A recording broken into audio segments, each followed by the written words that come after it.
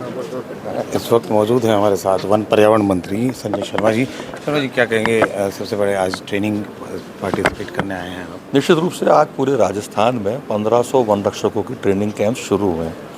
आने वाले 3 महीने की ट्रेनिंग करने के पश्चात इनको विभाग में इनको दायित्व सौंपा जाएगा और आज बीकानेर में 300 प्रशिक्षणार्थी परीक्षण की शुरुआत करेंगे, जिसमें 150 हमारी बहनें हैं और 150 हमारे पुरुष हैं।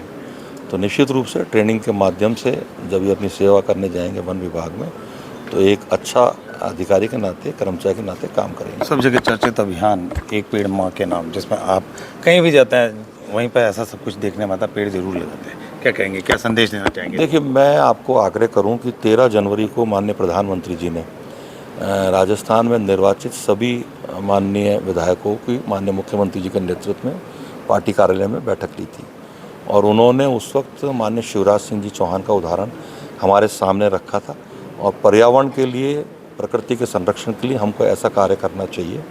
उन्होंने शिवराज जी का उदाहरण देते हुए हम सबको उल्लेख किया था, तो मैंने उस दिन संकल्प लिया था और 17 जनवरी 2024 को जब मुझे सचिवालय में वन मंत्रालय का पदभार मैंने ग्रहण किया, उस दिन पहला पौधा मैंने सचिवालय में लगाया था।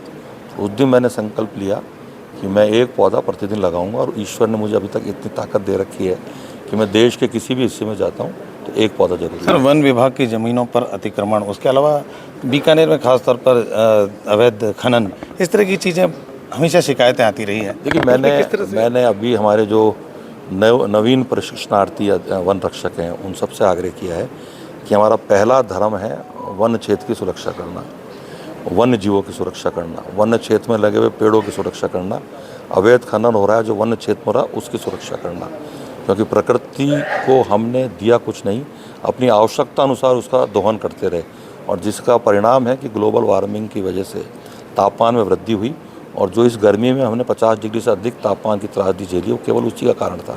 तो वन विभाग मुस्तैदी से काम करेगा और आने वाले समय में आपको परिणाम दिखेगा। कहीं ना कहीं बीकानेर में सोलर हब बनता जा रहा है, कहीं ना कहीं पेड़ों की कटाई खूब हो रही है। उस कटाई की अगर बात करें तो कहीं ना कहीं एनवायरनमेंट में फर्क भी उसी का। सुबह मेरे संज्ञान में ये विषय आया है, यदि कोई कंपनी जिसको शर्तों के अनुसार पौधे लगाने चाहिए थे नहीं लगाए, उसकी जाँच कराएंगे। धरने के बारे में मुझे बताया गया है, तो जिला कलेक्टर महोदय से भी आग्रह करूँगा, वन विभाग से भी आग्रह करूँगा, अधिकारियों को निर्देशित करेंगे, जिला कलेक्टर को निर्देशित करेंगे कि वो धरना स्थल पर जाकर उनसे बात करें और कोई कंपनी अगर इस प्रकार से कर रही है तो उसके खिलाफ कार्रवाई करें। भजन सरकार के कामकाज के बारे में कुछ? भजनलाल जी के नेतृत्व में राजस्थान में चहुमुखी विकास हो रहा है और मुझे खुशी इस बात की है कि गत सरकार में भी मैं विधायक था 2018 से 23 में और उस सरकार में विकास के कामों को लेकर के विपक्ष के विधायकों के साथ अनदेखी की जाती थी, कहीं ना कहीं भेदभाव बढ़ता जाता था।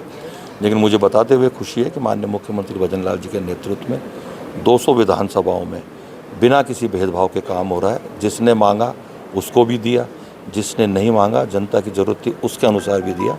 तो आने वाले समय में आदरणीय भजनलाल जी के नेतृत्व में जिस प्रकार से सरकार चल रही है, राजस्थान की जनता सुरक्षित भी रहेगी और सद्भावना से भी रहेगी और विकसित राजस्थान जो हमारा संकल्प है उसको हम पूरा करेंगे। धन्यवाद।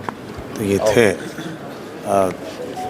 राजस्थान के वन एवं पर्यावरण मंत्री संजय शर्मा, जिनका सीधे तौर पर कहना है कि अवैध खनन पर जहां बॉर्डर एरिया है और ख़ासतौर वन विभाग की जो ज़मीन है वहां पे कहीं ना कहीं रोक लगाने का पूरा प्रयास किया जाएगा, प्रशासन को ताकीद किया जाएगा। उसके अलावा अगर हम बात करें तो बीकानेर की जो व्यवस्थाओं की बात करें, सोलर हब जो बनता जा रहा है जिसके चलते आमजन परेशान है, एक तरह से कहा जा सकता है गर्मी बहुत बढ़ रही है, तो उस पर भी कहीं ना कहीं ध्यान देने की बात कही है मंत्री महोदय ने। के सिंह, A1 TV, बीकानेर।